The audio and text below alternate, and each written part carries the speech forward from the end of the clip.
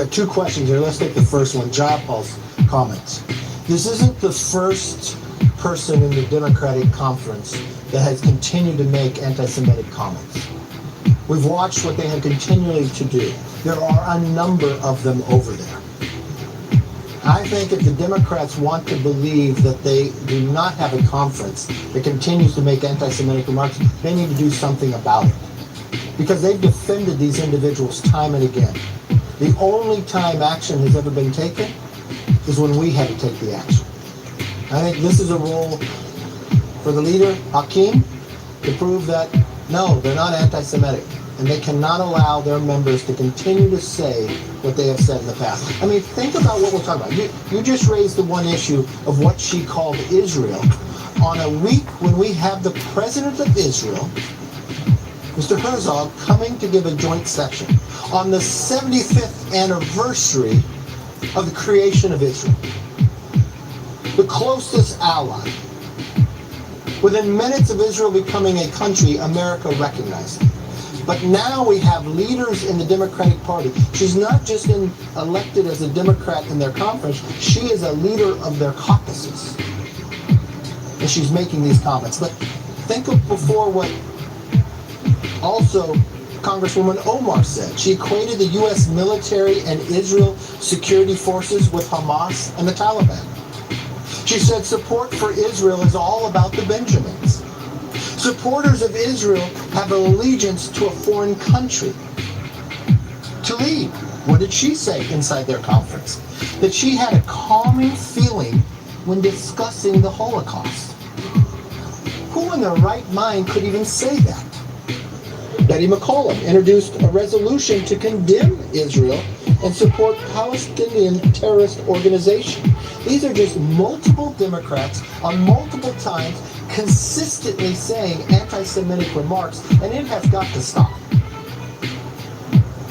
These are all individuals in the Democratic Conference. Do they think Israel is an evil state? Well, if they believe differently, they should take action against their own for the comments coming from their leadership within their own Democratic Party, and that's wrong. Your question about RFK, I disagree with everything he said. The hearing that we have this week is about censorship. I don't think censoring somebody is actually the answer here. I think if you're going to look at censorship in America, your first action to censure them probably plays into some of the problems we have. Speaking of censures, yes, Democrats plan to introduce a resolution to censure Congressman George Santos. You had said that the ethics investigations should end promptly. Will it end before the August recess? And how do you think the Congress should vote if that censure resolution comes through? Well, first of all, think of what the Democrats are doing. They have brought this up numerous times. This is their entire agenda. I think the American public wants them to focus on a little more. But the one thing I will tell you here is we have this sent to ethics. Ethics needs to do their job. As all of you know, because you've covered this body, ethics is an equal number of Republicans and Democrats. We don't get involved within the ethics committee. These are individuals who will do their job and get their work done and follow through on whatever they need to follow. Yes. Speaking of ethics for the Supreme Court, McConnell has basically said that Congress doesn't have jurisdiction for the Supreme Court to be able to do this, but yet Senate Democrats want to continue to bring ethics reform to the Supreme Court. Look, I think the Supreme Court, with three separate branches of government, has the ability to oversee themselves in this process, just as the House is doing their work here. But the one thing I will say as well, when we look at the commitment to America when the Republicans took the majority, we said we'd open the... When we continue to bring you top stories and headlines right here, all in the mix right here on Live Now from Fox. Just wanted to again show you that we do have a White House briefing that is coming up on deck, coming up here in just moments. So, of course, we will be bringing that to you and so much more right here on Live Now. Just wanted to just check in with everyone and let you know that the White House is coming up next, and we will bring that to you live right here on Live Now. The Democrats have is just to bring censure resolutions, anti-Semitic comments. I think America expects more. Let's make our streets safer, our economy stronger, hold more accountability to this government. That's exactly what we're focused on. Yes, sir.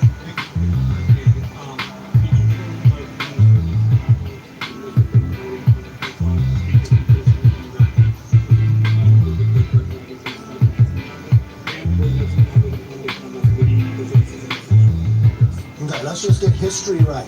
We invited Herzog in the last Congress to come based upon the 75th anniversary. So the President of Israel is coming. It has nothing to do with Bibi Netanyahu. But I have said when I was in Israel speaking at the Knesset, if President Biden snubs Prime Minister Netanyahu, I will gladly invite Netanyahu to America.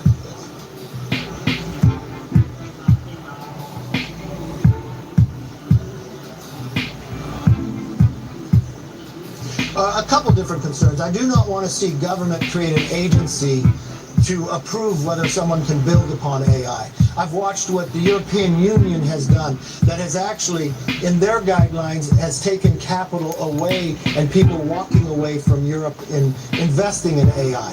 I want to see an ability to foster AI here in America, but also at the same time protect us from any fears that we may have.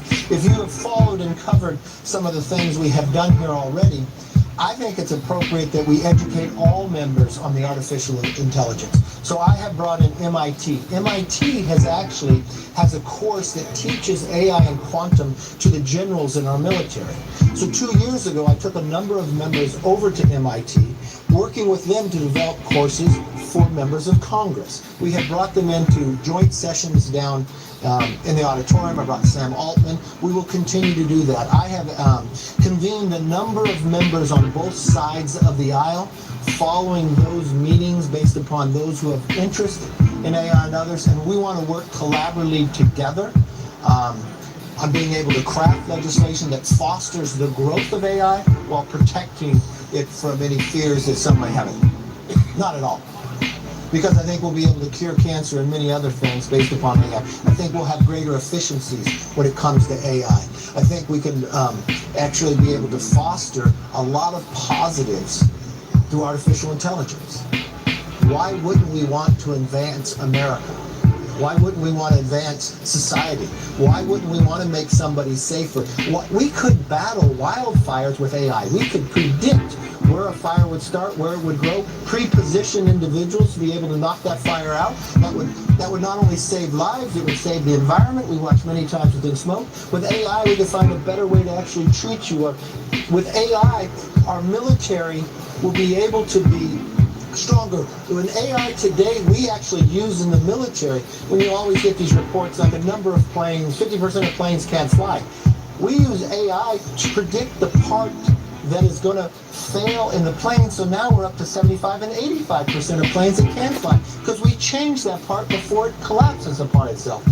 AI can help government save money, provide a greater service, be more efficient. I'm always looking for improvements, and that's where AI can be. Now, the fear of other things, that's what we can look to make sure we can protect. But I'm one who believes that tomorrow is going to be greater than today, and I'm one who firmly believes America has had the greatest advancement, especially in technology, and we should be the leaders in this, and really how government handles this will determine if America continues to lead in technology. Yes?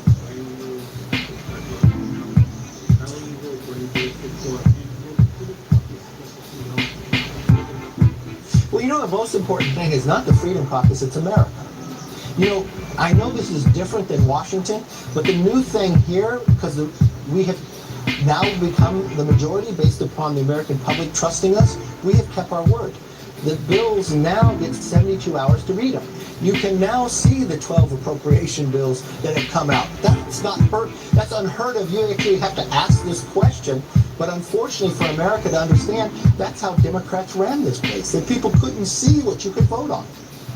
So we'd like America to know we're not ashamed of the work we're doing. We want people to see that this is their house. This is their money of how it's supposed to be spent, and they should have a say in it. And that's exactly what we're going to do.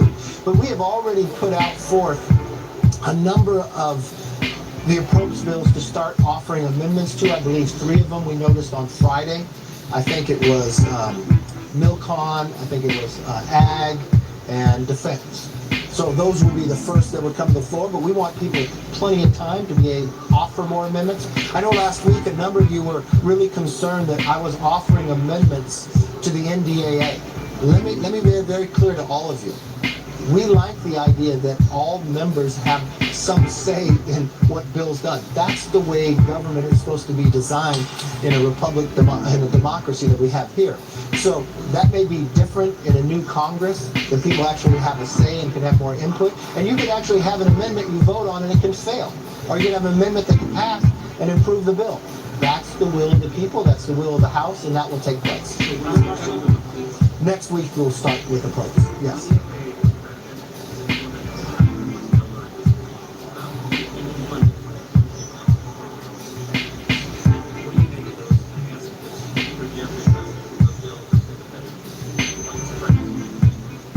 I'm not quite sure what you're talking about. Amendments are offered on the floor so people could have their input, people could debate them, and people could actually find the truth behind it instead of just putting some taglines. So we look forward to seeing it. Student loans, President Biden's student loan program, some say it's going to cost $558 billion more than what was expected. You know, the Supreme Court has made a decision on that. I'm not quite sure what the president is thinking about doing. He's trying to make about 70-some% of America to pay for about 10% of America. I don't think that's right. You take out a loan, you say you're going to pay it back. In America, you pay your loan back. It's improving your life skills. So if you want to take that investment, you pay your loan back. Yes, sir.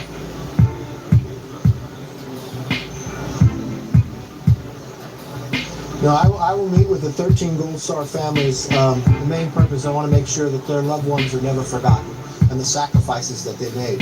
This is a personal meeting, and I'm not going to share what goes on it, but I want these families to know that their loved ones will never be forgotten, that their sacrifices that they made, that this country is very grateful. And I've met with some of them before, and I will continue to meet with them to express our gratitude for the service that their children, their loved ones, their brothers, their sisters, of what they have done. Yes.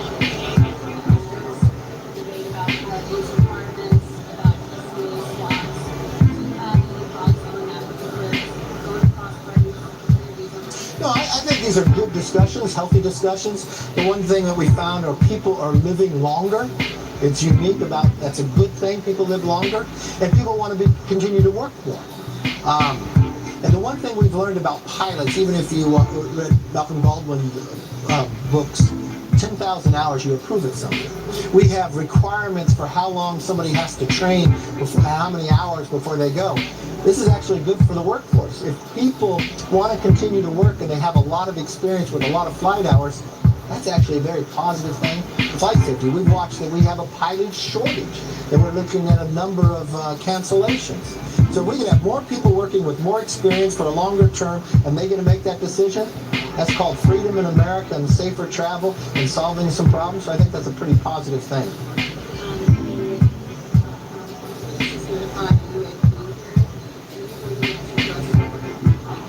Look, I will continue to see, but I think if we had found a UFO, I think the Department of Defense would tell us because they probably want to request more money. So I'd love to see whatever facts and information we have, and it's good. I'm very supportive of letting the American public see whatever we have, where we go.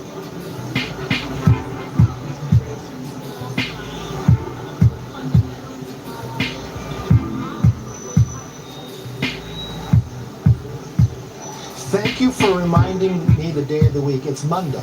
And on Monday, you reporters asked me, can I pass a bill by a certain date? So you just asked me a question about 12 appropriation bills. This is the entire funding outside of mandatory spending. But not one part of your question dealt with any policy within those 12 bills. Your concern is, will we pass it by a certain date, and could we pass all of them, and whether there would be a CR. Okay? So what's interesting to me is you always ask me about a lot of bills, but no one really quite asked me about policy very much, but you did. Thank you. We will get our bills passed, like I said we will. This is a new Congress with new leadership. So in the old Congress, I understand why you want to ask that question, because you ask it to me every single Monday. And by the time we get to the final part of the week, tomorrow you're going to ask me, would I still bring it up this week because you think it's going to collapse, and will I still be Speaker? Then by Wednesday, you're going to ask me, are you sure it's going to be brought up? Then on Thursday, when it passes, you're going to say, well, that was no big deal. And then we're going to come right back down to Monday. And I'm going to come back with the same question. I'm never going to give up on the American public. This is a new House. We run this differently. People are invited to come. Bills go to the floor, and there'll be amendments because the people want to have their voices heard. And at the end of the day, we're not going to do an omni. We're going to make members show up for work. Bills are going to be debated in committees. And you know what? You're going to get 72 hours to beat it. So thank you for asking Monday's question. You win the prize today. Yes.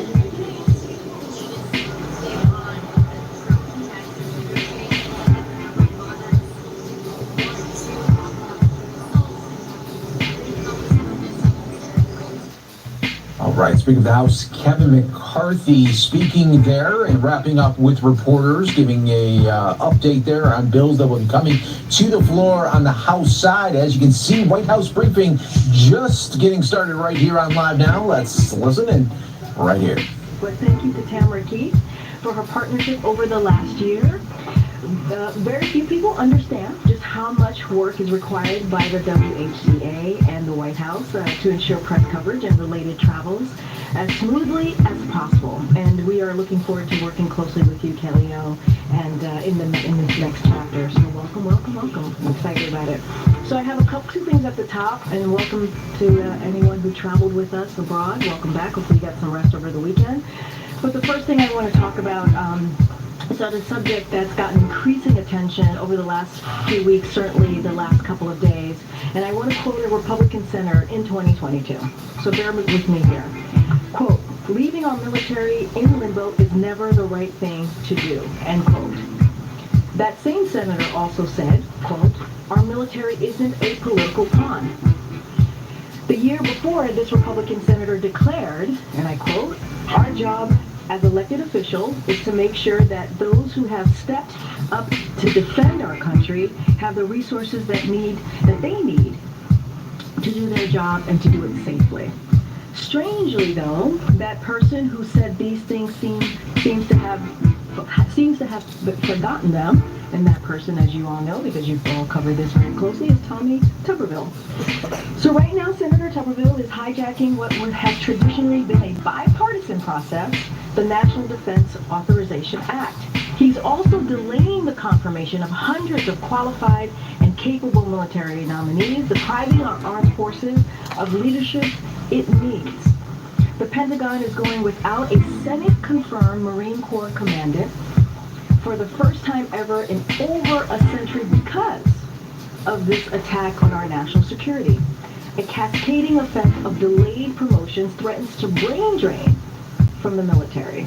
And military families do not know where they will live, where children will go to school. Senator Tuberville himself said in 2021, and I quote, of course, "Military spouses make sacrifices every day for their country. They are the backbones and support systems for our troops, often balancing this with family life, moving towns, and being separated from loved ones." Senator Tuberville from 2021 and 2022 should intervene with 2023 Senator Tuberville, because clearly there's a problem here. And Republican senators need to speak out on behalf of our national security and military families. That's something that you heard from President Biden at his press conference in Helsinki, so I'm just reiterating that. Republican senators need to speak up. Now, also, I have one more thing that I want to share before I turn it over to the Admiral, because we don't get many opportunities to say what I'm about to share, and so I want to make sure that these words come out very clearly, and I'm sure she'll be very shocked that I'm saying this, which is we agree with Majority Taylor Greene, which is not something that we say very often. Over the weekend, the Congresswoman, Majority Taylor Greene, criticized Bidenomics as being in line with the FDR's creation of Social Security, Lyndon Johnson's creation of Medicare. She also bizarrely attacked Bidenomics because it's reducing poverty in rural areas. We agree with her all around on this. We are opposed to rural poverty, and the president is committed to protect Medicare and committed to protect Social Security, as you heard from him over and over again over the past several months. Now, to be fair, we are aware of her misgivings about Medicare and Social Security because she's a member of the Republican Study Committee, which recently again proposed cutting those very benefits. But this is the first time that we are aware of being attacked for trying to reduce rural poverty. Although we probably should have seen that coming, since Marjorie Taylor Greene is also trying to repeal the Inflation Reduction Act, policies that are responsible for high-paying manufacturing jobs coming back to her own district. Now, President Biden looks forward to visiting her district, as you've heard him say many times before, to highlight those good-paying jobs and the differences that they are making in the lives of real people on the ground in Georgia. And finally, as I just mentioned, as somebody just talked about his wonderful suit today, the Admiral is here, John Kirby, to take a few questions on some foreign policy news of the day, including Russia's suspension of the Black Sea Grain Initiative, the President's call, as you all know, with the Prime Minister of Israel and the President's, and also Israel's President's visit tomorrow. And with that, where's yours? Good evening, everybody. So I want to start today by addressing Russia's irresponsible and dangerous decision to suspend its participation in the Black Sea Grain Initiative, which will exacerbate food scarcity and harm millions of vulnerable people around the world. Yeah, we can't hear you. The same for KJP. Sorry about that. I will contact them. Should I just yell? I can do that. You're on deck. Admirals can do that. Is that better? Sounds like it is, no? Yeah? Okay. Give us a second. Just want to make sure you're heard.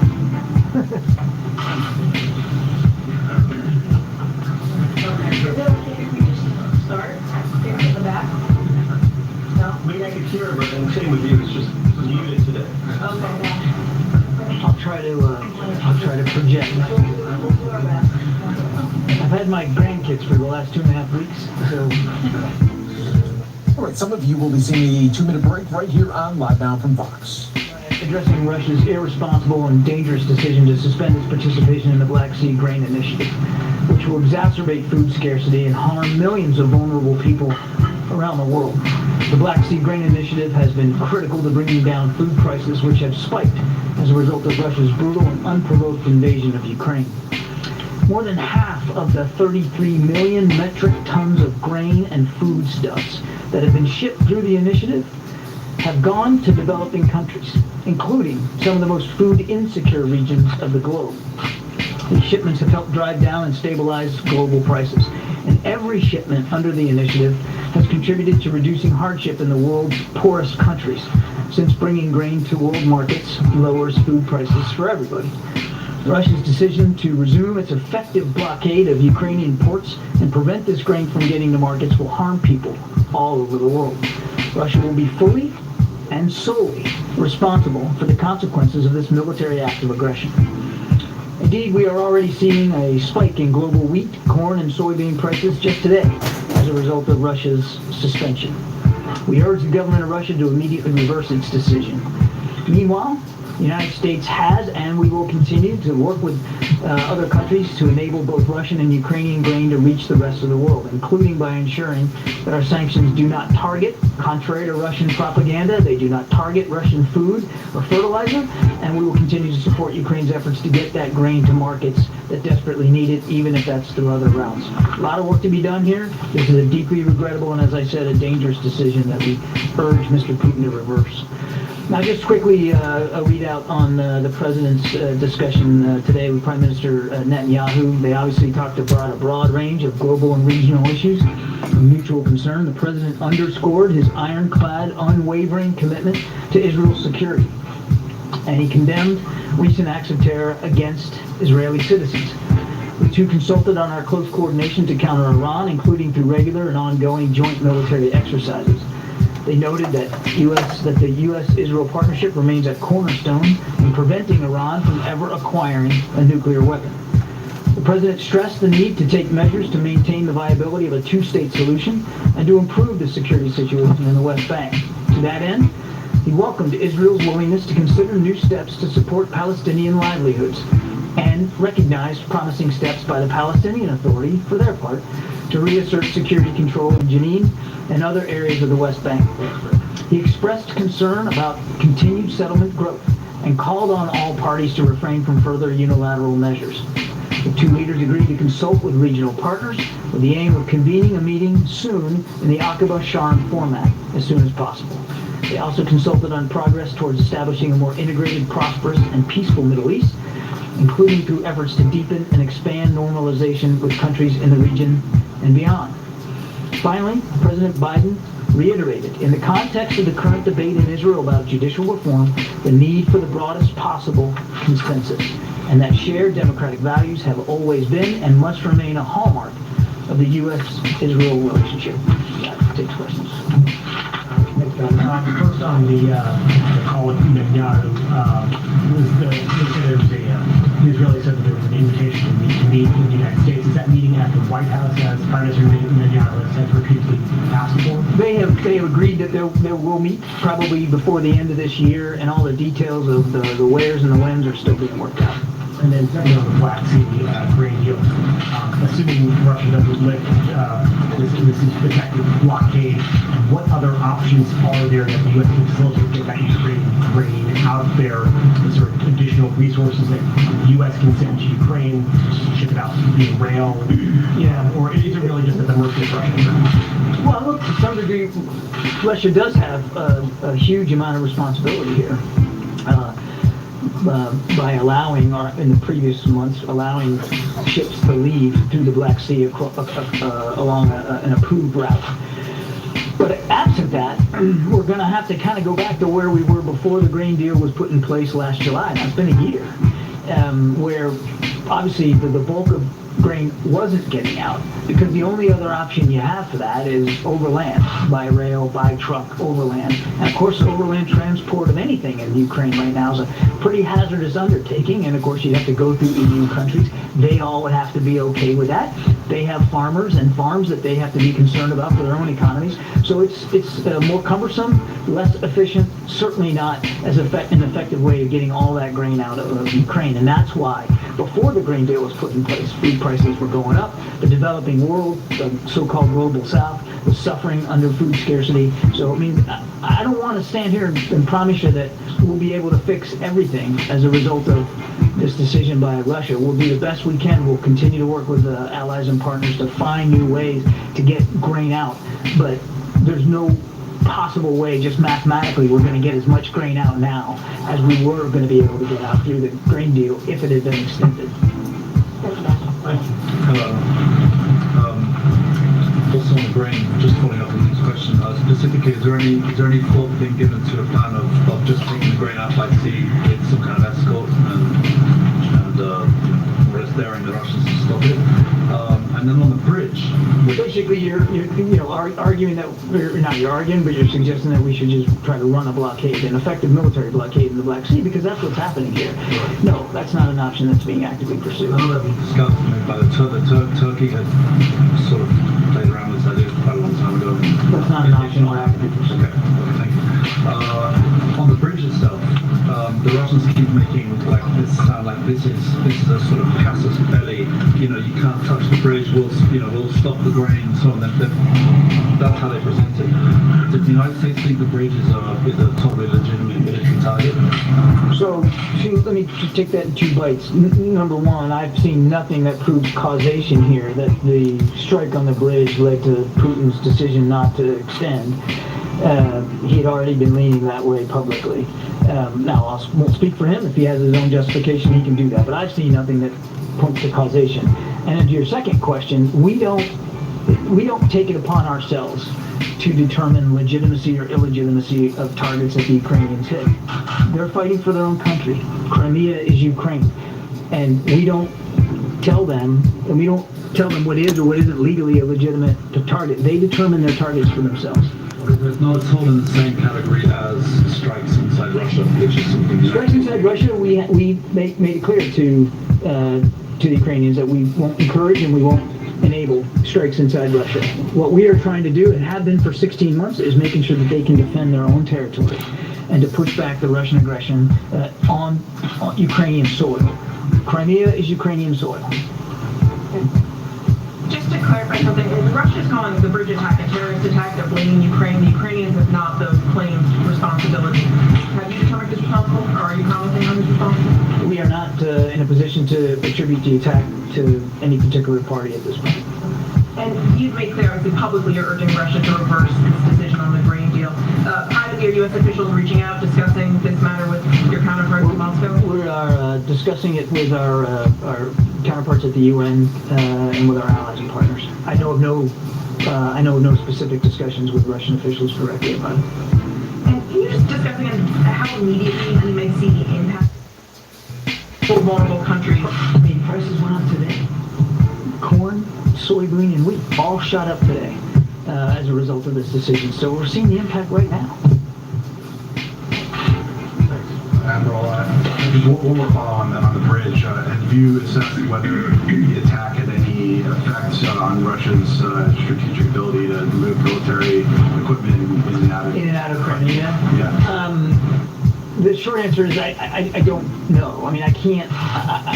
We haven't. Let me put it another way. We haven't seen any impact of the strike on the bridge to Russia's defensive posture and their military capabilities in Crimea or in southern Ukraine. I mean, they are still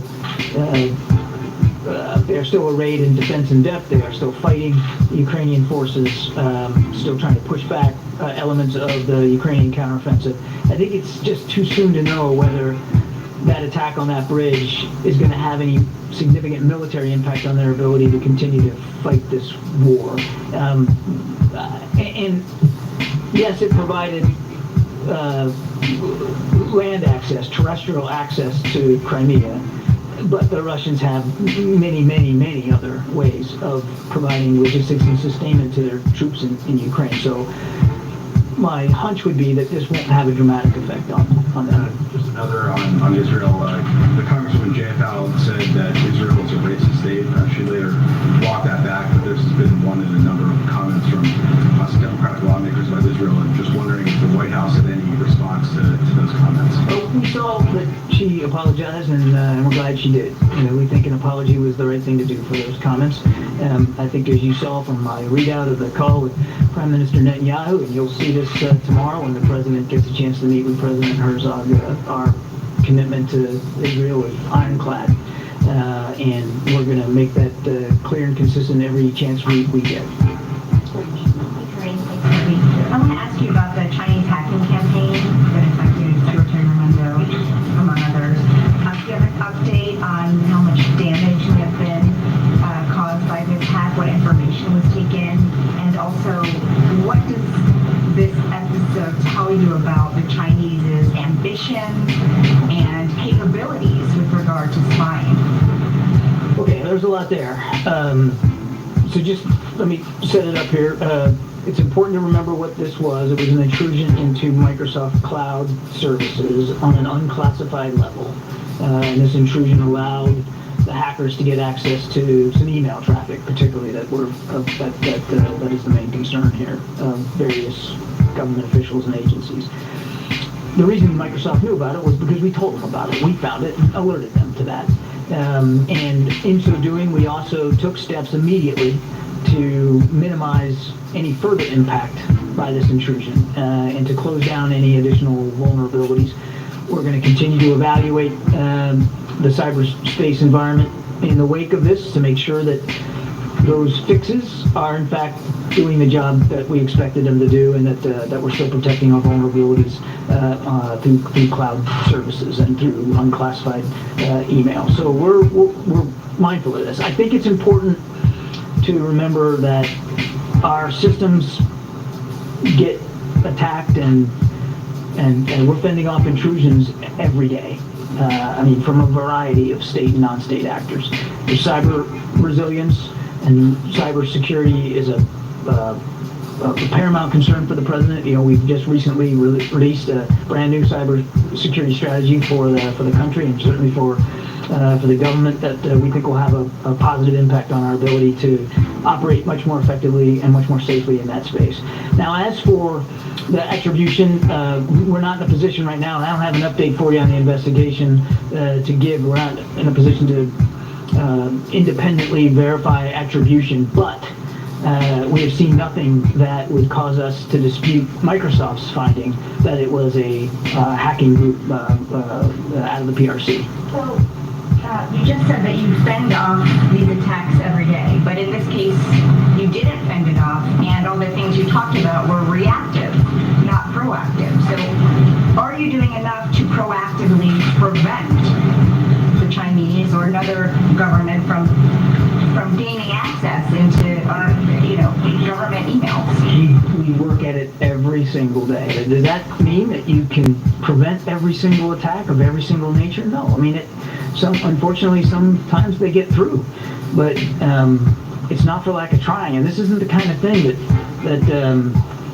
that you fix and walk away from. It's the cybersecurity is something you got to stay on top of every single day because the environment literally changes, sometimes by the hour. So, I mean, I think everybody understands that. It's something we're working at very, very hard. Thank you. Courtney, with that. A bipartisan group of senators and members of the House introduced a new Afghan adjustment bill. I know that you supported that concept in the past. Can you talk about whether you support the newly introduced bill and what you're doing, if so, to get it passed? Well, we certainly support the legislative efforts here on the Afghan adjustment bill. And I don't want to get ahead of the legislative process or speak for what the president will sign or won't sign, but he feels strongly that we have to continue to do everything we can to welcome our allies, our Afghan allies, to our shores or other shores where they might want to go to start new lives and to make it easier for them to integrate and become citizens. So we're grateful for the work that Congress is doing on this score, and we'll continue to stay in touch with them, continue to support those efforts as best we can. Admiral, the president had not invited Bibi Netanyahu to the United States since he came to power again in Israel. There's been a lot of, talk about the message that was intended to send, the delay in inviting him. Can you talk, given the fact that some of the concerns that the administration has vis-a-vis the judicial reforms are still happening, I mean, they're still there, it's not like something has been resolved to the United States' satisfaction. Can you talk about what went into the decision or what the president's thinking or the president's advisors thinking about finally extending an invitation and saying, yes, we want you to come here to the United States? Everybody's focused on the invitation and the meeting. And again, there will be a meeting here in the United States sometimes in the fall. But for the president, it was this was a phone call that he and Prime Minister Netanyahu had actually been trying to get on the books for some weeks. And he just came back from travel. Prime Minister Netanyahu had some issues he had to deal with back home, and so it just the call fell today. That doesn't mean that, and you shouldn't take away from the fact that they had a conversation today and that they'll meet again in the fall, that we have less concerns over these judicial reforms or less concerns over some of the extremist activities and behavior by some members of the Netanyahu cabinet. Those concerns are still valid. They're disturbing. The president had a chance to reiterate, as I said in my opening statement, our concerns about all that in his phone call with the Prime Minister. And what we have found to be a useful process here is dialogue and diplomacy. These are two leaders that know each other, have known each other for a long time, and as friends can and friends should, you speak honestly, openly, forthrightly, candidly, you lay it out there. And President Biden has done that. He's done it publicly with respect to the judicial reforms, and he'll continue to do it in his conversations with Israeli leaders. So we shouldn't read anything into the fact that he finally relented and said, yes, we'll meet face to face. He believes that it was the appropriate time to have a conversation with the Prime Minister with respect to our relationship, which is a strong relationship, and he believed it was the right time to talk about meeting with Prime Minister Netanyahu sometime in the fall. Thanks. John, given President Herzog's role in attempting to mediate a consensus agreement on this judicial reform, given the president's own concerns, how much of a focus will the judicial reforms be during their meeting tomorrow? It will certainly be a topic of discussion, as it was today in the call with the Prime Minister. But I don't want you to come away from this thinking that it's the sole topic of concern. It is of concern. The president has made our concerns over it public, clearly, but there's an awful lot of other issues which I fully expect will come up with the meeting with President Herzog tomorrow. The destabilizing activity out of Iran. I think you may have seen the Pentagon not long ago just announced some new deployments of military assets to the region in the wake of Iran's attacks on maritime shipping.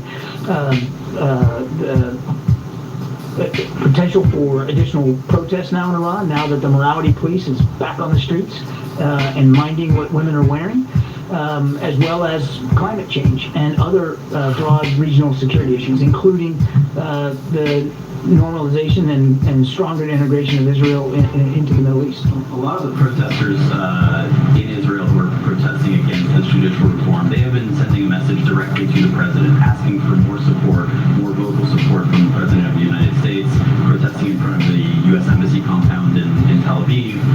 Does the president stand with these protesters, and what's his message to them? The same message that he's been sending publicly since this issue of judicial reform came up, that what we believe strongly in the democratic institutions and the ideals of democracy that the United States and Israel represent, not just in their particular parts of the world, but across the world.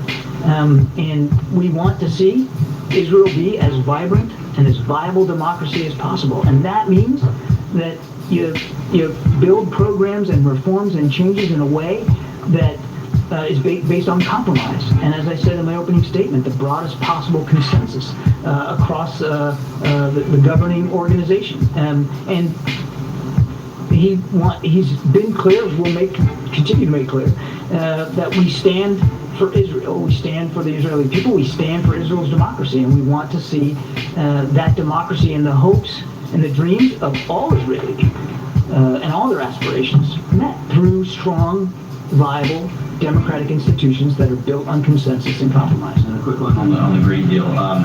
Before pulling out of this deal, Moscow has long complained that Western sanctions restrict the export of their agricultural products. Would the U.S. consider modifying sanctions on Russian agricultural exports or anything else to entice Russia to re-enter this deal? As I said in my opening statement, Jeremy, that's Russian propaganda. Our sanctions aren't targeting Russian agriculture. They were still, even as the grain deal was in place, able to get their grain and foodstuffs out, and there's no sanctions on fertilizer. This isn't about shutting down Russian farms. That is a trope that Putin puts out there, so there's no reason to consider changes since we're not doing it in the first place. Thank you. John, I want to ask you about something that's starting to gain steam here in Washington, which is UAPs, unidentified aerial phenomena. There's going to be a House Oversight Committee hearing at the end of this month. Senator Schumer has put forth an amendment to the NDAA that is modeled after the JFK Assassination Records Collection Act. What level of transparency does the Biden administration believe that the American public deserves and should have as it relates to UAPs? Well, without speaking to proposed legislation, I won't do that. As you know, the Pentagon has stood up an entire organization to help collate and coordinate the reporting and analysis of sightings of UAP across the military. Before that, there wasn't really a coordinated, integrated effort to do that. And of course, we will always want to be as transparent with members of Congress and with the American people as we can, considering national security concerns.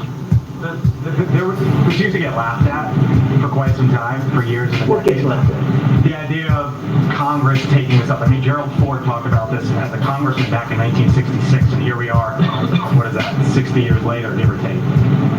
Is this a legitimate issue? Does the administration believe that getting to the bottom of these sightings in the air, is it a real concern? Is it a real legitimate issue as you see it? Yeah. I mean, we wouldn't have stood up an organization at the Pentagon to analyze and try to collect and coordinate the way these sightings are reported if we didn't take it seriously. Of course we do. I mean, some of these phenomena we know have already had an impact on our training ranges. For when pilots are out trying to do training in the air and they see these things, they're not sure what they are, and it can have an impact on their ability to perfect their skills. So it already had an impact here, and we just want to better understand it. Now, we're not saying what they are or what they're not. We're saying that there's something our pilots are seeing. We're saying it has had an effect on some of our training operations, and so we want to get to the bottom of it. We want to understand it better. So, yes. Do you believe the whistleblowers that have come forward? I'm not going to talk about individual whistleblowers. Sean, I have the wrong question and not the Afghanistan question. Just starting with the road, if we can dig a little bit more into your comments about the morality police, who are now hitting the beat again and enforcing the wearing of cops. You know, what is the administration's take on this? What leverage do you have to counter this? Can you maybe extend more asylum invitations to Iranian women, so on and so forth? Well, as you know, we've already sanctioned members of the morality police. We've sanctioned some entities that have supported the activities of the so-called morality police. It's already led to the death of one young woman and the injury and wounding of countless others, men and women. Iranian women should be able to decide for themselves how they're going to observe their faith and how they're going to dress in public. And nothing's changed about our stance on that. And we'll watch this closely. And if we believe that more accountability needs to be had, if we believe that we need to take additional action to put more pressure on the regime, then we'll do that. On Afghanistan, Pakistan says the presence of Afghan refugees in Pakistan has created instability. They've accused Afghanistan of harboring anti-Pakistani militants, and they threaten to take action against them in Afghanistan. I'm just curious, what is the White House's stance on this, and does the White House plan to use some of that over-the-horizon capability to assist them in targeting these individuals? We've seen no indication that Afghan refugees in Pakistan or along that border are guilty of acts of terrorism. And we're grateful to Pakistan for the incredible generosity that they have extended to so many Afghans who are just looking for a safe and secure place to be. And we'll continue to work with Pakistan as we have on their legitimate terrorism threats and their challenges in counterterrorism. I'm not going to speculate about an over-the-horizon event or not. I mean, the president's been clear that we're going to take seriously our ability to improve our over-the-horizon counterterrorism capability, and we'll use it effectively as we need to use it. John, the Treasury Secretary said of the hacking attack that she has concerns. The U.S. has expressed those concerns to China, but nevertheless, we intend to deepen our discussions with China and increase our engagement. Doesn't that send the message to China that they can keep getting away with this?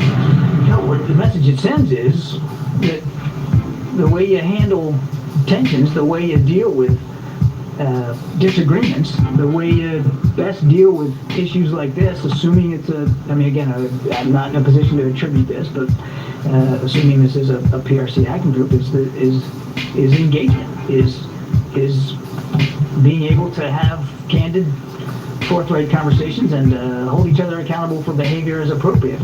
Let's not get ahead of the investigation. The FBI's still working on it. I don't think we should get ahead of that.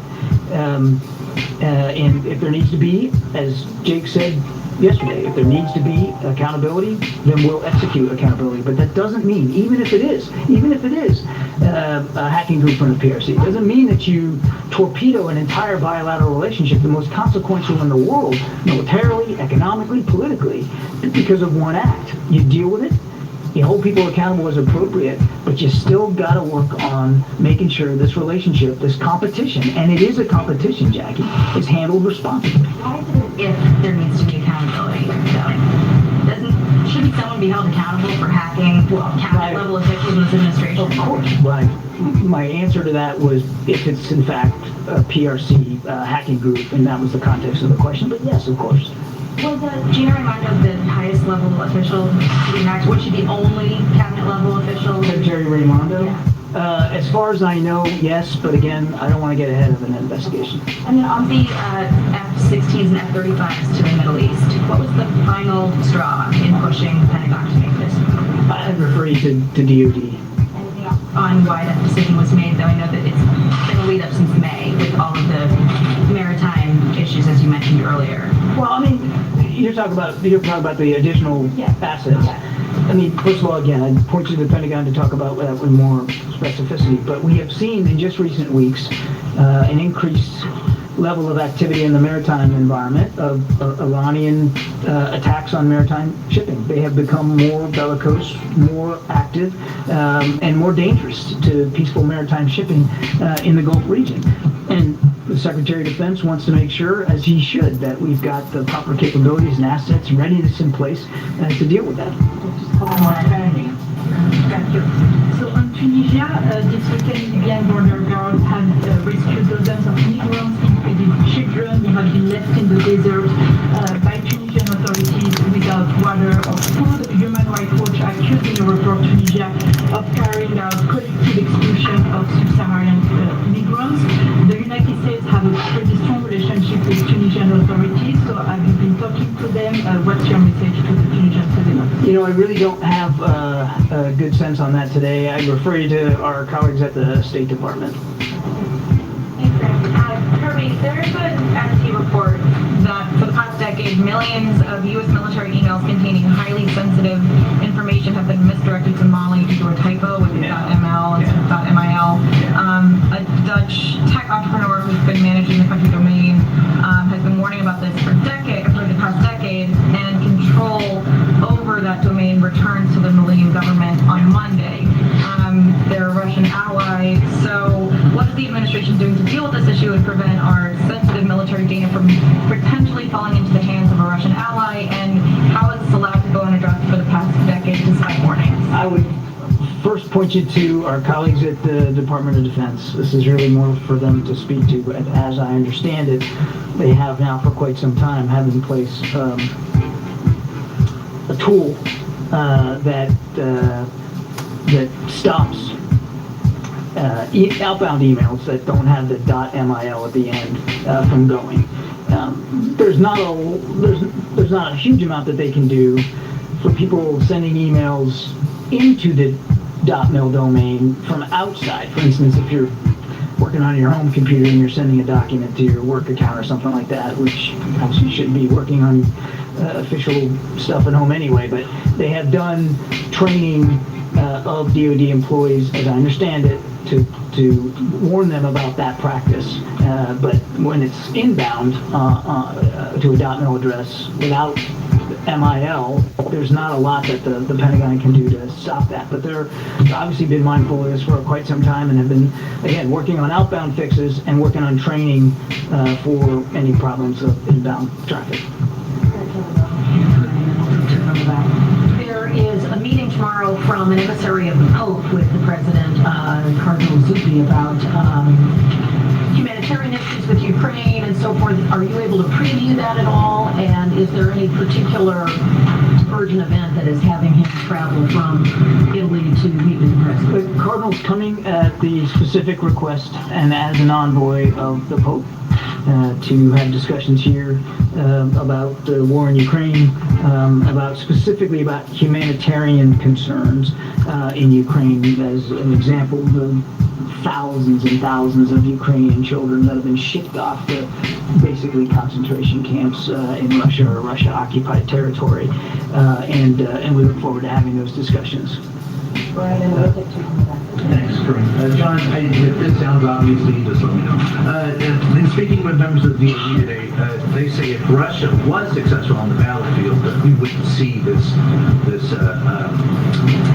they wouldn't instigate a blockade. I'd like to know if you agree with that, and if so, how weakened do you think Russia is? And as an ancillary to that, could you just upgrade us on the Wagner Group and any lingering effects that's had on the Russian military? Well, there's a lot there, Brian. I won't even pretend to get inside Putin's brain on why he's made this, as I said, reckless decision on the grain deal.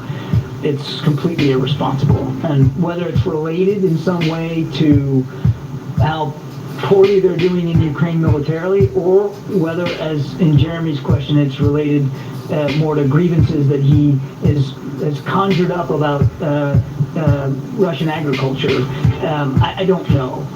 We just know that it's reckless and irresponsible, and we want them to change their view on this. As for how the counteroffensive is going, the Ukrainians have said themselves they're not going as fast or as far as they would like. This is tough. I mean, we knew it was going to be hard when we were talking to them months ago about this, and it's turned out to be hard. The Russians have had months to dig in and to be entrenched, defense in depth, and defense is the stronger form of war. They're taking advantage of that as the Ukrainians try to go on the offense now for really not the first time, but certainly the first time in a long time throughout the 16 months of war. And they're running into effective defenses, including significant minefields. And it's hard enough to go through a minefield, whether it's a maritime or terrestrial minefield, all by itself. And when you're being shot at and shelled, which they are, it's particularly hard. So we're just going to keep stay focused on making sure that they have all the tools and capabilities that they need. And I don't know if I completely answered yet the third question. Yeah, well, do you see any lingering effects because of the Wagner group? I mean, is there any... No. I mean, no. We don't know where all these guys are. We think some of them may still be in Russian-occupied territory in Ukraine. We know some have gone to Belarus.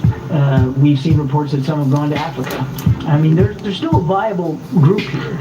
And they're still doing some pretty bad things. But whether or not what happened with Mr. Prigozhin has had a dramatic impact on the war in Ukraine, I would have to say it's too soon to know right now. And the short answer is, in terms of the counteroffensive, we haven't really seen a major impact.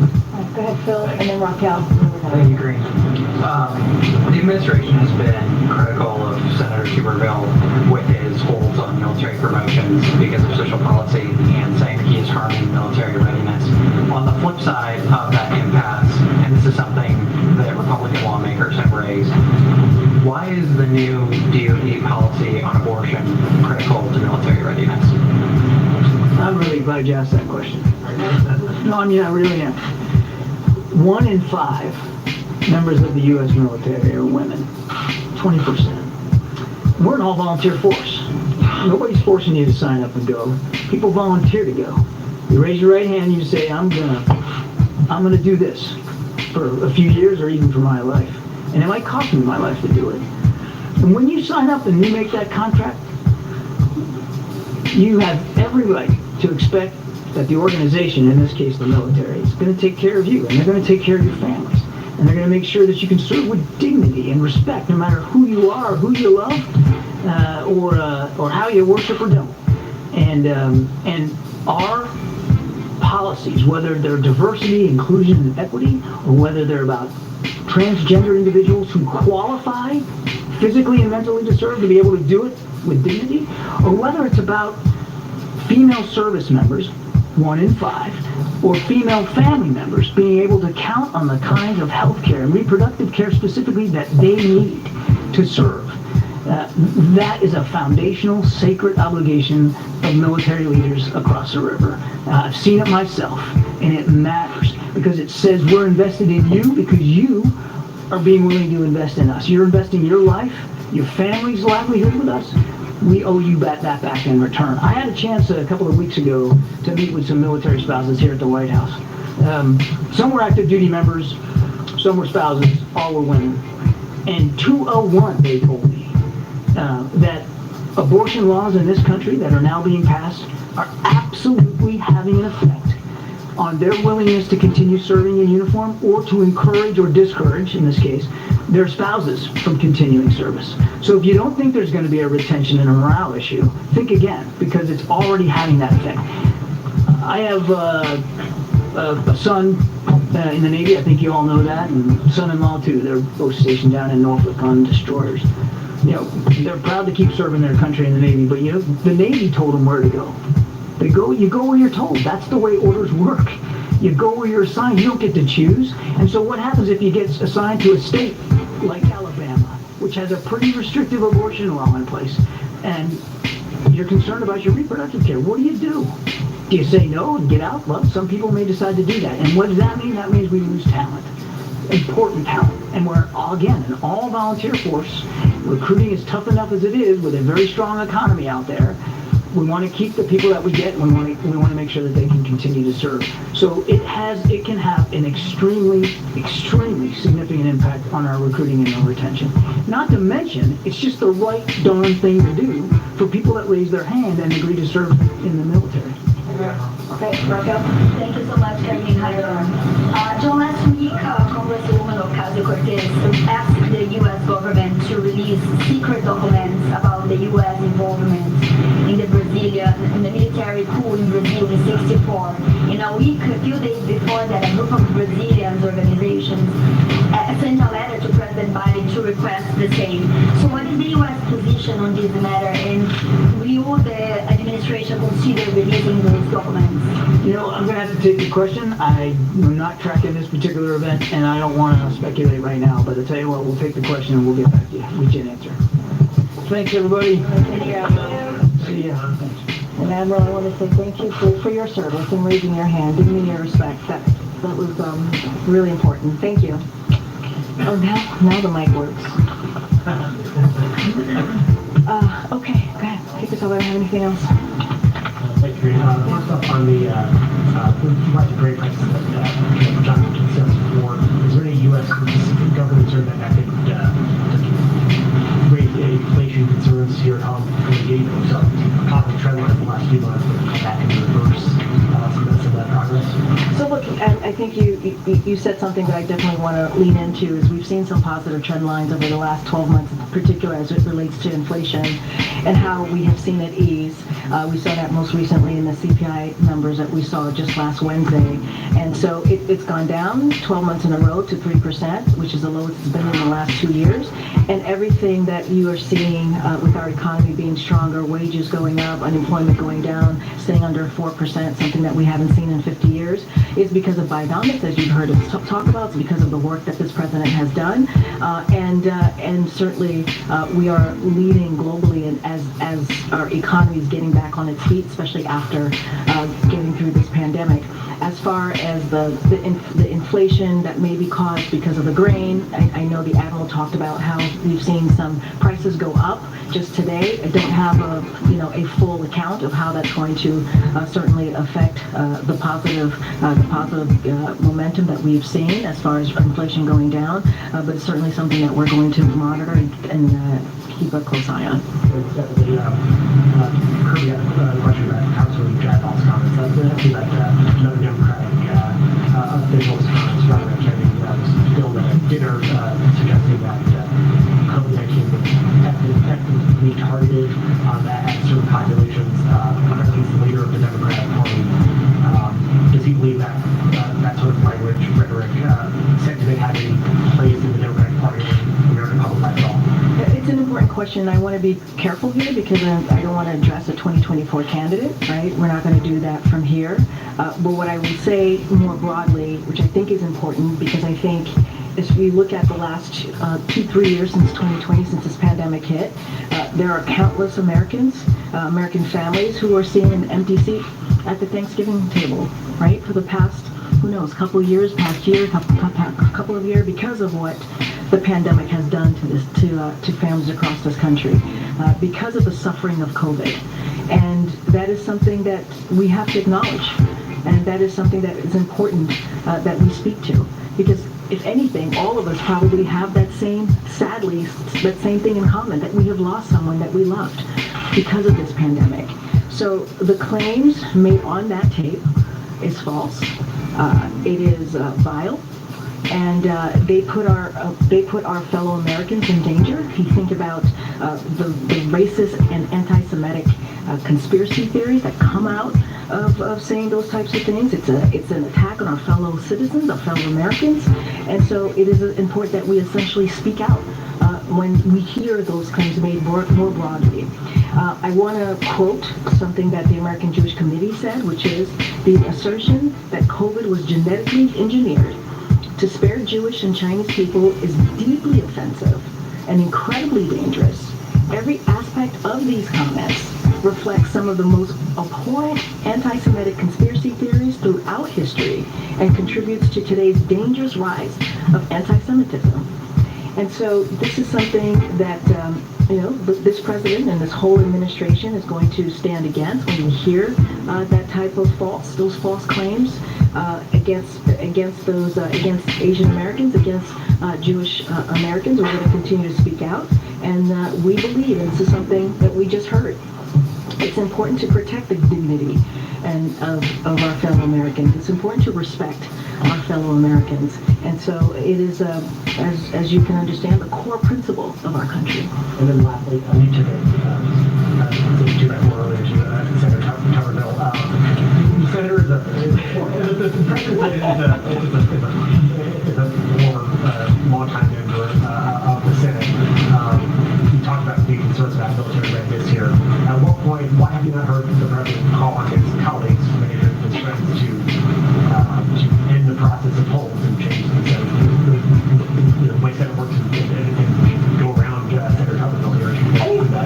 In Helsinki, the president spoke to Republicans in the Senate, speaking up against this, right? No, totally understand that, but we're talking about one person, right? One person who is holding this up, which is Senator Tuberville. He is the one holding this up. You have to have that ability. I mean, that's what we're seeing. We've been talking about this act for weeks. For weeks now, we've been talking about Senator Tuberville and what he's been doing. And look, it is, I've said this, the Admiral said this, it is holding Americans' military readiness hostage. That is what he's doing. It is one senator who is doing that, who has been doing that this past several weeks. And so, look, we're going to keep speaking out to it. You heard that from me. You heard that from the Admiral. You heard that from Jake. Jake Sullivan, the National Security Advisor. You heard it from the President himself during his Helsinki press conference. And so we're going to continue to be very clear about it. We're going to continue to ask Republicans in the Senate to speak against this and to hold the Senator Tuberville accountable. You're not going to advocate to get rid of all the process. I mean, look, what we're talking about is this particular process that we're seeing right now, as we're talking about the NDAA holding these nominees, which is something that we've never seen before. This is a bipartisan process that has happened and occurred many years before this moment. As you talk about the 2x4 you said that I just landed on the senator. We talked about what he said in 2021. I talked about what he said in 2022. And, we're talking about our military families, and making sure that we are ready to protect our national security. Great. Following up on that, as it relates to Senator Tuberville, he spoke last week with the Defense Secretary Lloyd Austin.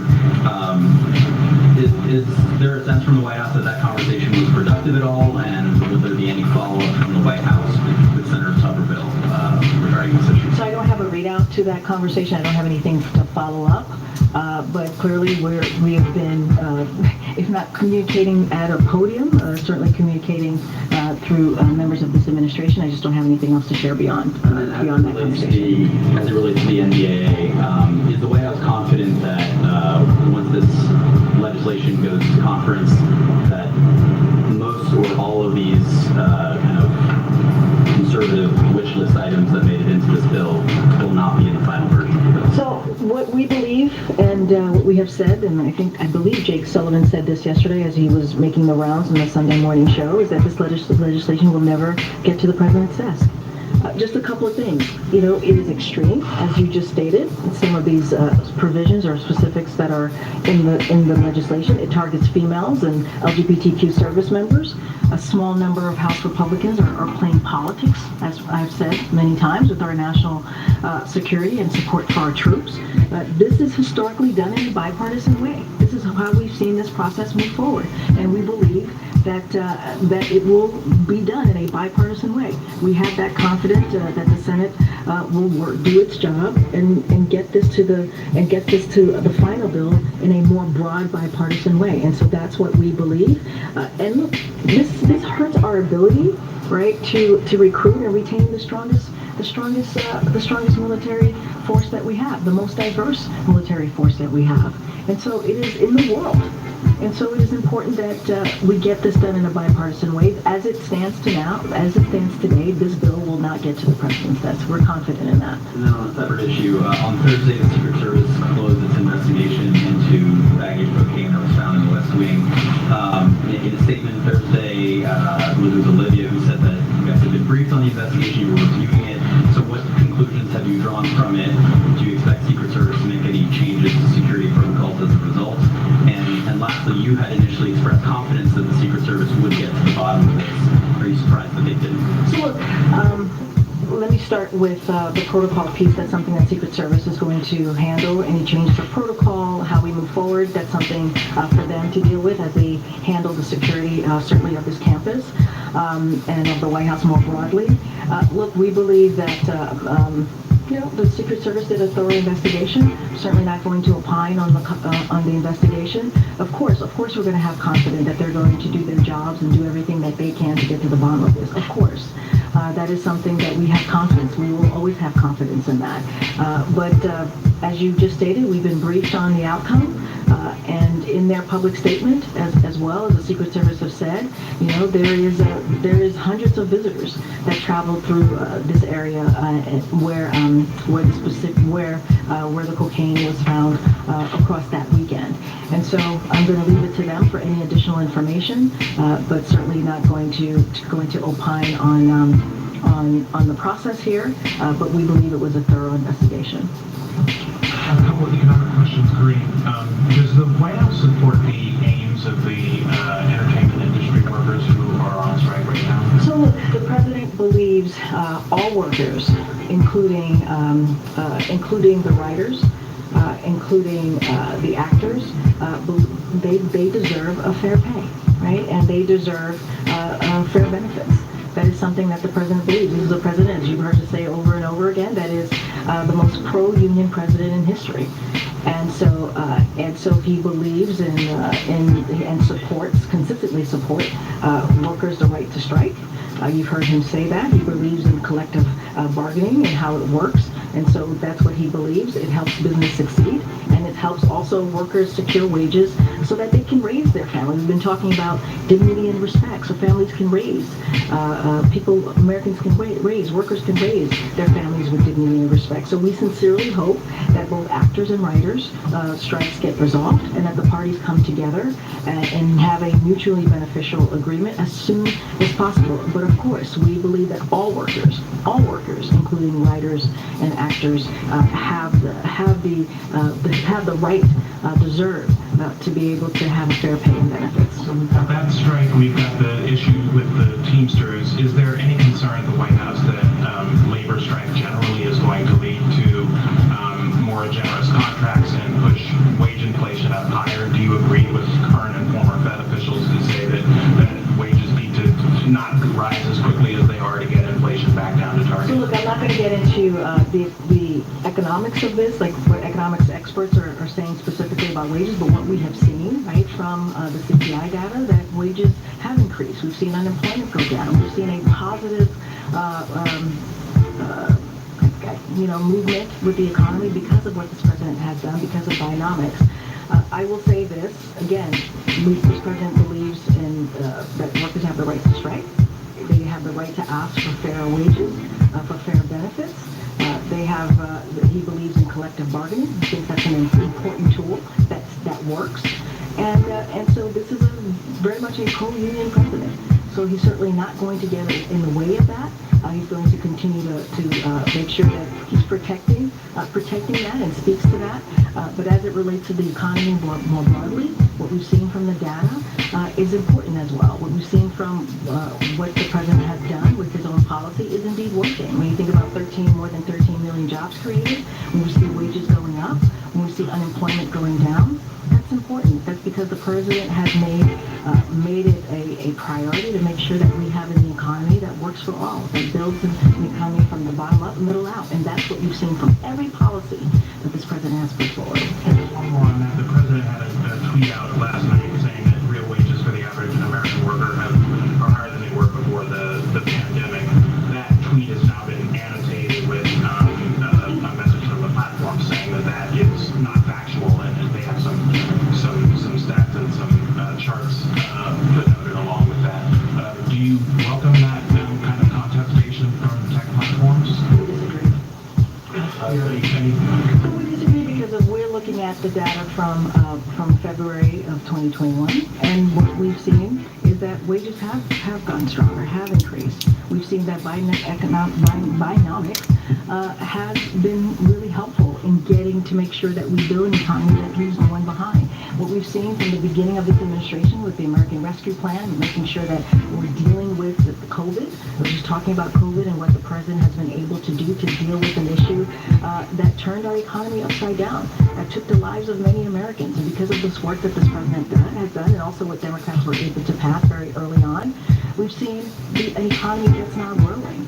And so that is how we're going to continue to move forward and make sure that, again, we have an economy that works strong. And are you going to share that information with Twitter, given that you just told me? Sure, we're happy to do that. That's great. Just one follow-up on UPS. The Teamsters president specifically urged the White House not to intervene in the case of a strike using the Taft-Hartley Act. Will the White House promise not to intervene if workers in fact do go on strike? So look, anytime we hear,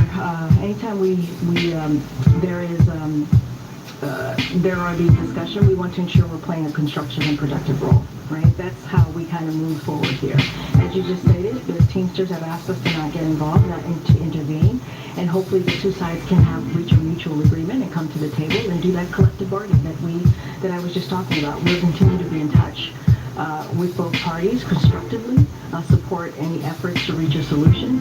But again, we are confident that both sides are going to come to an agreement and continue to have a constructive presence as we continue to stay in touch. So that's our role that we see playing moving forward. Thanks, Corinne. First, following up on the cocaine, he said that it was very important to President Biden that the Secret Service get to the bottom of who brought it into the White House. So can you just talk about his reaction when he learned that the investigation did not end with a suspect?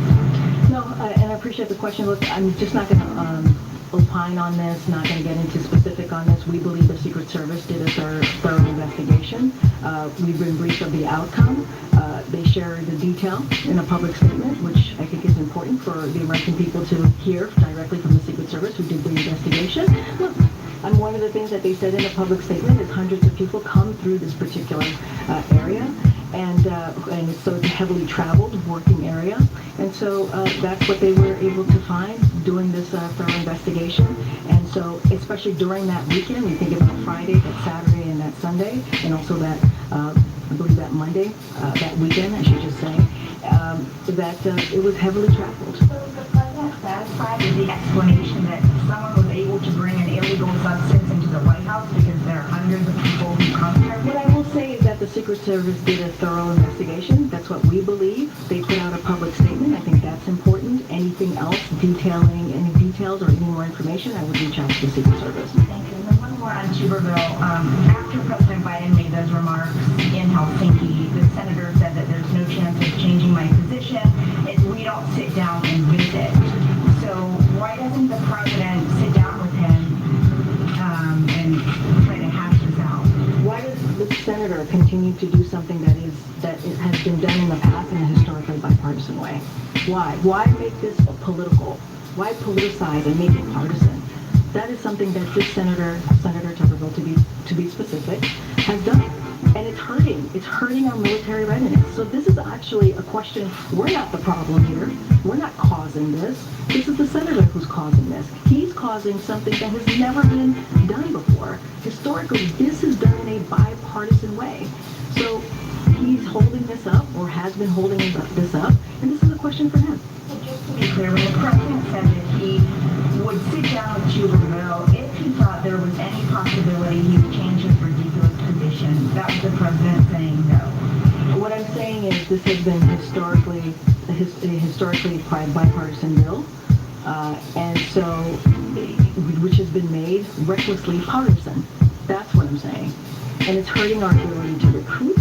It's hurting our ability to retain the strongest and most diverse military that we have in the world. That's what he's doing. And so that is a question for him to answer. Thank you. I'm just going to try and call him. Go ahead. Thank you. I'm wondering what the administration's priorities are for the Farm Bill and anything specific related to nutrition. So I don't have anything to update you on the Farm Bill or anything related to nutrition. I would have to go back to the team and get back to you on that. Just don't have anything new to share at this time. Okay. Yeah, thanks, great. So the Penn Wharton budget model recalculates costs based on the new rules for the student loan forgiveness. The model now says that those rules will cost an additional $475 billion over the next 10 years. I'm just wondering when the president will unveil a plan that actually reduces spending.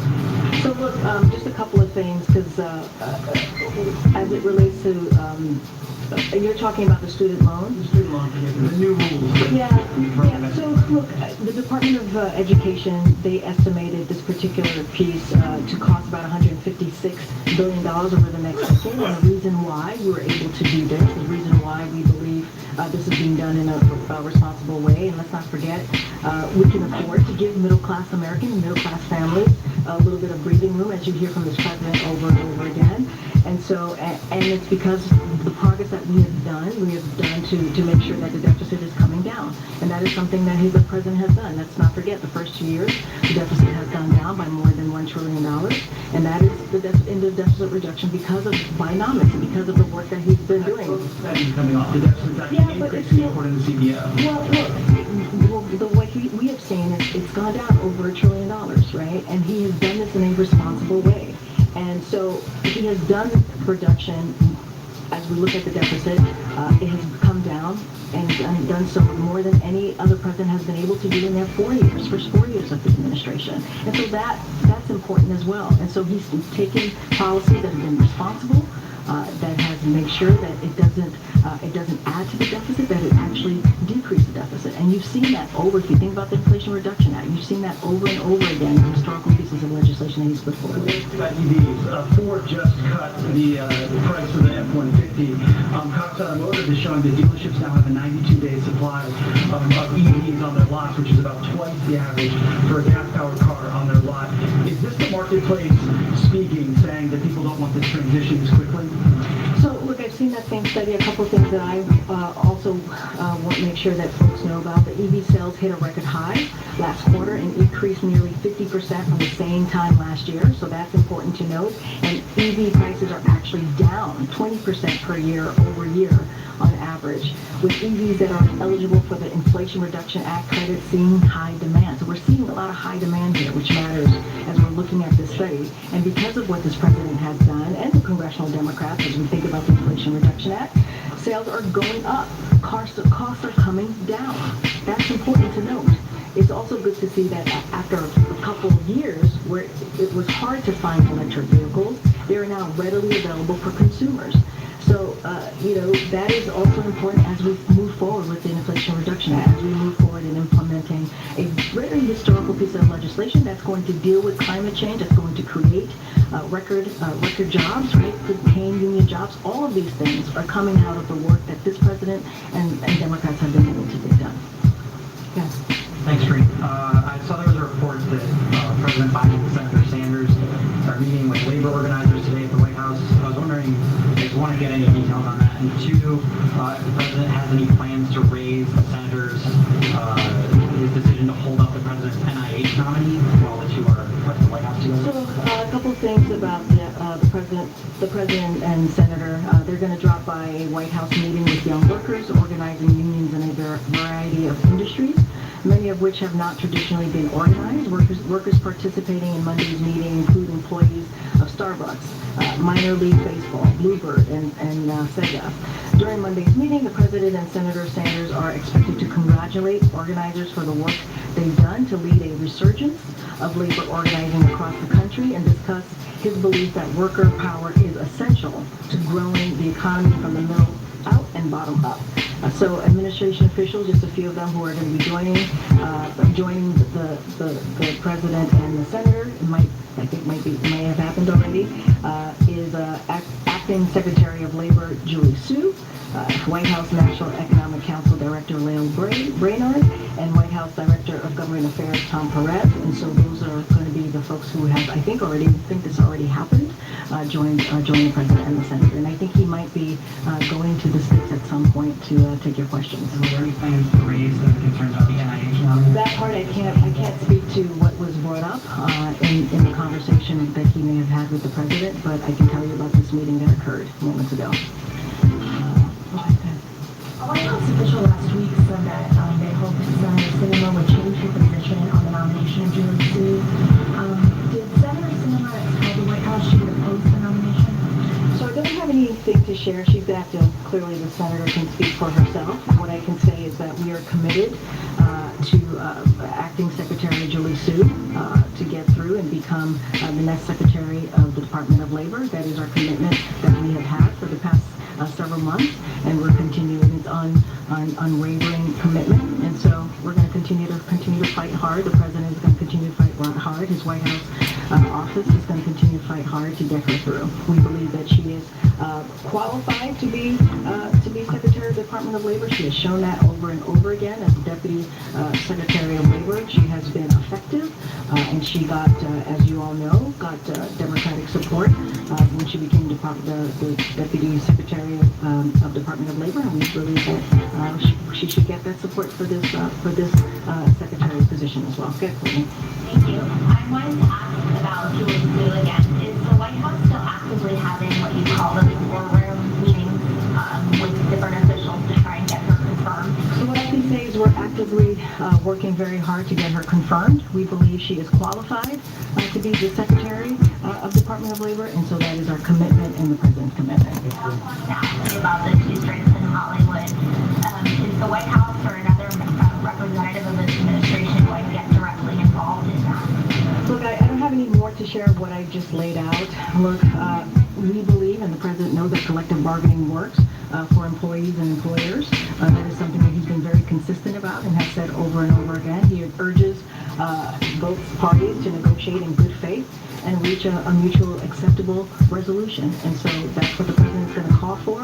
And he believes that both writers and actors, they deserve a fair pay and also fair benefits. You mentioned how you're keeping in touch with both parties on this, the constructive part of it. Who in the administration is doing that? I know in the past on different union issues, you've appointed certain cabinet officials or White House officials to lead on that. So I don't have I had mentioned just last week, I had mentioned for EAW, we talked about Gene Sperling. As you know, Julie Su has always been as the acting labor secretary, has always been involved in, at least in having these conversations, staying in touch. Don't have anybody particularly leading it, but certainly Julie Su is certainly involved in keeping in touch and having those conversations. Thanks everybody. See you tomorrow. Thank you. You're just listening in there, Karina Jean-Pierre. She was providing an update on a lot of the different topics, including that cocaine at the White House, as the Secret Service closing that investigation with no suspects as of yet. I'm Andy Mack. Thank you so much for joining us here on Live Now from Fox. We have a few Live Now looks that we're going to get to in just a little bit. This is a live look there in Bucks County, Pennsylvania. So we're going to hear from representatives of the families of those two still remaining missing children after the flooding there in that region. Of course, it killed 5 people as a 9-month-old boy and his 2-year-old sister are still missing after devastating flash flooding, claiming the lives of 5 others in Bucks County over the weekend. We'll hear from representatives of that family coming up in just a little bit here, courtesy of our Fox 2019 that they're in Pennsylvania. I'm Eddie Mack. We're going to slide away for a quick 2-minute break.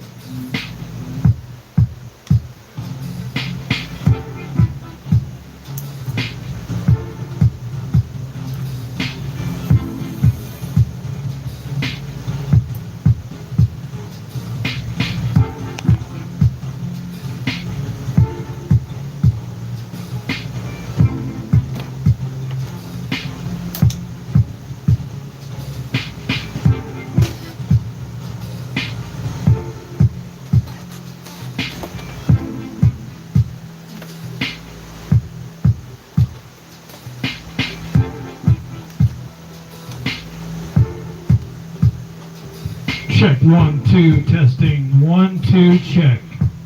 We have ignition on this mic.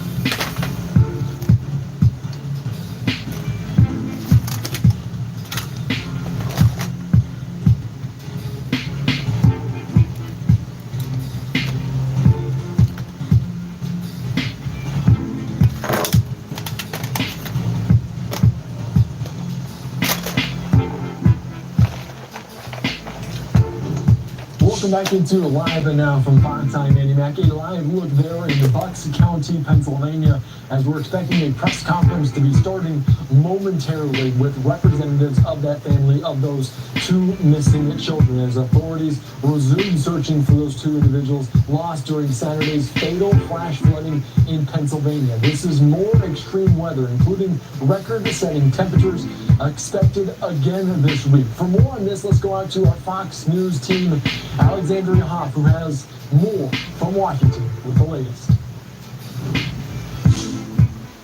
More than a quarter of the U.S. population fell under extreme heat advisory Sunday as triple-digit temperatures soared, breaking heat records in the South from California to Florida. This week, that same heat dome is expected to linger. Feels like football practice in the middle of August. That's what it feels like. It's hot. Death Valley is dominating global heat records, topping 128 degrees over the weekend, close to the hottest recorded temperature ever documented on Earth. Oh, your arms are burning, your face is burning. In the Northeast, more extreme weather brought heavy rain, spurring a round of flash flooding that claimed at least 5 lives in Pennsylvania. Huge gust of water just came down from 532 down the hill. Across other parts of the East Coast, officials urged caution as more rain threatened dangerous landslides. We want everybody to just be vigilant and be careful. In New York, strong storms led to hundreds of flight cancellations at airports and tornado warnings along the Massachusetts-New Hampshire border. And as I said before, this is possibly our new normal. And while Earth had its hottest recorded days this month, scientists say next year could be even hotter as El Nino isn't expected to peak until later this year. In Washington, Alexandria Hoff, Fox News.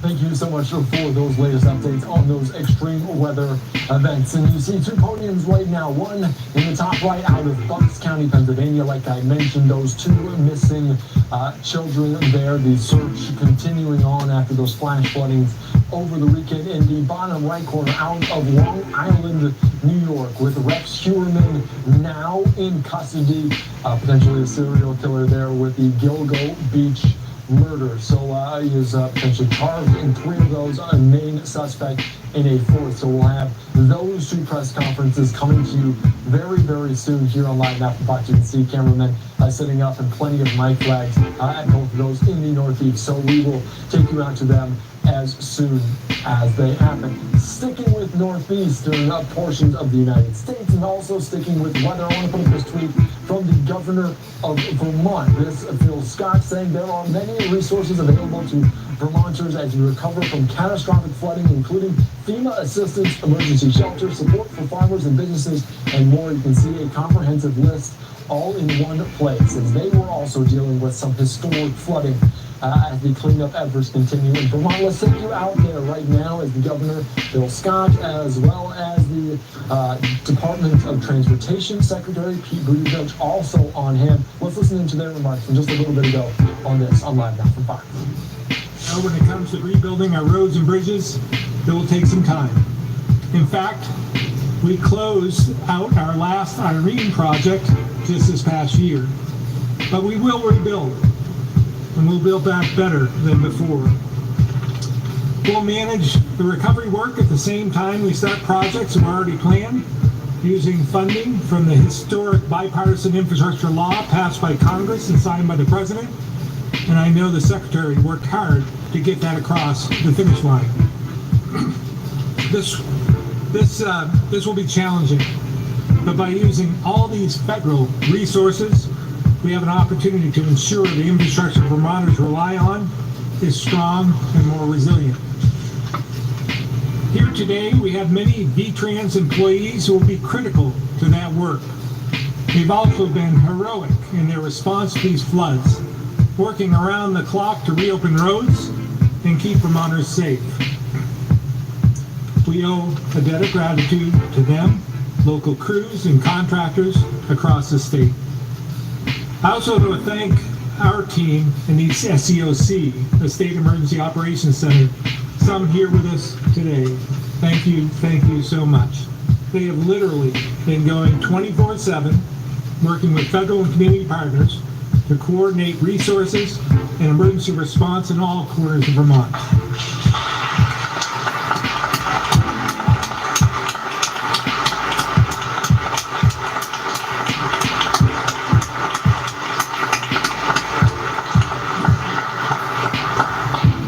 They're working hard day in and day out to serve the state they love, and we're very fortunate to have such a strong team at the helm. Since the very start of the state of emergency, I continue to be so inspired by the resiliency of Vermonters. We've seen this before, whether it was 12 years ago after Irene or during the pandemic. Vermonters have shown time and time again they're willing to step up, push through hard times, and meet the moment. We've seen neighbors helping neighbors, communities organizing to those in need to help those in need, volunteers helping each other homeowners to muck out their homes, businesses donating supplies and more. Now, while it appears the worst is behind us, although I do have some concerns about rain tomorrow night, I know, we'll need that spirit of generosity and resiliency as we transition into the recovery stage. You're just listening to officials there in Vermont. That's the governor of Vermont, Phil Scott, as you can see them providing an update on the historic floodings. Let's take you right now out to Bucks County, Pennsylvania, as officials and representatives of the family of those two missing children, they speak out. Let's listen into this update here on Live Now from Bucks. Where the nature of search and rescue operations like this, we need to do our due diligence, and these duties will always take precedence. So we appreciate and we your understanding, and thank you for your time. Today's operations concentrated in an area south of 532. We were in an area of about 40-acre site, looking through spill pillages, sonar operations, air operations, water rescue operations, things that we could not have done yesterday due to weather conditions, things we had to do today thanks to the weather. We had air assets in the air as well as drones. We also had cadaver dogs, search and rescue dogs as well. So all these things we could not do yesterday because of weather, we were able to get accomplished today. Other than that, as far as operations go, I have nothing else to report. That we had 5 people die as a result of this tragic event, with 2 children still missing. We would like to, Chief Schmidt and I, affirm to everybody, these people did not drive into high water. They were caught. This was a flash flood, and this was the meaning of a flash flood. Every one of these people were caught in the water. The wall of water came to them. They did not go into the water. And we are confident when we say that. I would like to say the lives of multiple families have been altered and affected forever. We are fortunate to have one of these families here with us today.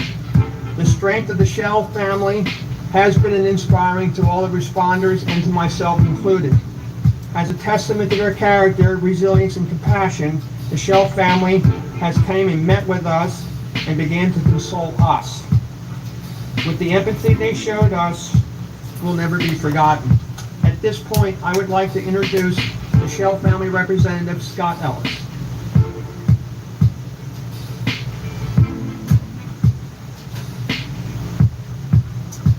Good afternoon. My name is Scott Ellis. I'm Jim Shields' brother-in-law. Thank you all for being here today. First, our family would like to extend our deepest gratitude for the enormous efforts of so many emergency personnel who have been working tirelessly in dangerous and difficult conditions to rescue the victims of this horrific tragedy. Their compassion, kindness, and bravery have given us strength in this unspeakably difficult time. And their commitment to bringing Conrad and Mattie home is unwavering. We are thankful that they were able to save so many affected by these unprecedented floods. And we are grateful that they were able to recover many who have been lost. We are, of course, also thankful that This week, that same heat dome is expected to linger. Feels like football practice in the middle of August. That's what it feels like. It's hot. Death Valley is